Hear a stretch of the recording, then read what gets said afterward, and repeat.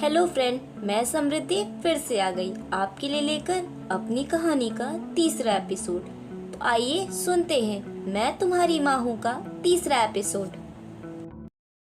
काजल और नैना दोनों को लगता है कि ये प्रॉब्लम सॉल्व हो गई थी। काजल भी अब बिना डर के उस रास्ते से आ जा सकती थी।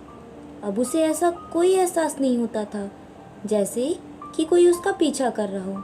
एक हफ्ता बीत जाने के बाद एक दिन जब काजल घर जा रही थी, तभी उसकी नज़र अचानक से खड़ी कार के पीछे जाती है, जैसे कि कोई उसे उस कार के पीछे से देख रहा हो। काजल को उसकी बड़ी बड़ी चमकीली आंखें दिखाई देती हैं। काजल तो डर जाती है। तभी वहाँ एक बिल्ली कूद कर निकलती है और काजल खुद पर हंसने लगती है। हे भगवान, मुझे क्या हो गया है? लगता है मैं सच में पागल हो गई हूँ। काजल वहाँ से हंसकर चली जाती है। काजल के वहाँ से जाने के बाद उस रास्ते से कोई निकलता है और दबे पांव धीरे से दूसरे रास्ते पे चला जाता है। यानी सच में काजल की अभी प्रॉब्लम सॉल्व नहीं हुई थी। लेकिन इन सब से बेखबर काजल अब बिल्कुल आराम से आती जाती थी। दूसरे दिन काजल जब घर के लिए जा रही थी तो उसे वह बिल्ली फिर से दिखाई देती है और काजल उसे देखकर रुक जाती है और कहती है, तुमने तो मुझे कल डरा ही दिया था। और अपने बैग से बिस्किट निकालकर उस बिल्ली को देने लगती है। तभी काजल को लगता है कि कार के पीछे से कोई उसे देख रहा है।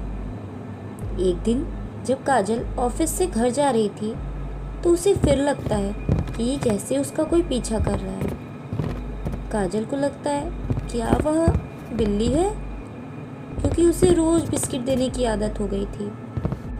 काजल जैसे पीछे मुड़कर देखने की कोशिश करती है तो वह दौड़कर भाग जाता है, लेकिन काजल भी उसके पीछे जाती है, क्योंकि आज काजल ने उसके पैर देख लिए थे और साथ में उसने यह तो जान ही लिया था कि कोई है जो उसका पीछा कर रहा है। जैसे जैसे काजल दौड़ के उसके पीछे जाती है, काजल देखती है कि वो लड़का एक दीवार पर चढ़कर कूदकर दीवार के उस पार चला जाता है।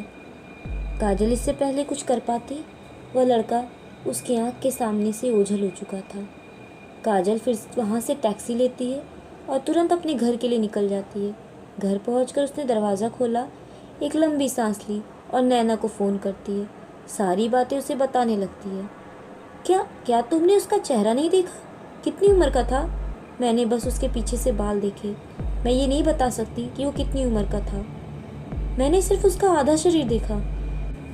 हे भगवान, यह पहेली तो उलझती जा रही है। काजल नैना से कहती है, मैं क्या करूं? अच्छा ठीक है, टेंशन मत लो। मुझे लगा तेरी प्रॉब्लम सॉल्व हो गई, लेकिन मुझे लग रहा है यह प्रॉब्लम तो बढ़ चुकी है। मुझे भी यही लग रहा है। तो अब आगे क्या करना है? अगले दिन शाम को जब काजल ऑफिस से निकल रही थी तो उसने सोच लिया था आज कुछ भी हो जाए वो जान कर रहेगी। काजल जैसे जैसे आगे जा रही थी उसे एहसास होता है कि यहाँ पीछे कोई आ रहा है। काजल जल्दी जल्दी चलते चलते अचानक अपने कदमों को धीमा करती है और अचानक से पीछे मुड़ जाती है। वह चीखती हुई कहती है, आखिर तुम हो कौन और चाहते क्या हो? तुम्हें पता है इतने महीनों से तुमने कितना परेशान कर रखा है? अगर हिम्मत है तो अपना चेहरा दिखाओ। क्या मिला तुम्हें ऐसा रोज रोज करके?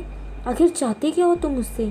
काजल इतना सब बोल ही रही थी, तभी उसके सामने एक लड़का आकर खड़ा होता है। तुम यहाँ क्या कर रहे हो? क्या तुम ही थे वो जो इतने दिन से मेरा पीछा कर रहे थे? और आखिर क्यों? क्या मिला तुम्हें ये सब करके? मुझे तुमसे ये उम्मीद ना थी। आखिर कौन था ये? क्या काजल इसे पहले से जानती थी? ये सब जानने के लिए सुनिए मेरी कहानी का अगला भाग। Hey guys, thank you for watching my video and please guys, आप मेरे वीडियोस को तो देखते हैं लेकिन मेरे चैनल को सब्सक्राइब करना भूल जाते हैं। So guys, please subscribe my channel, like, share and comment.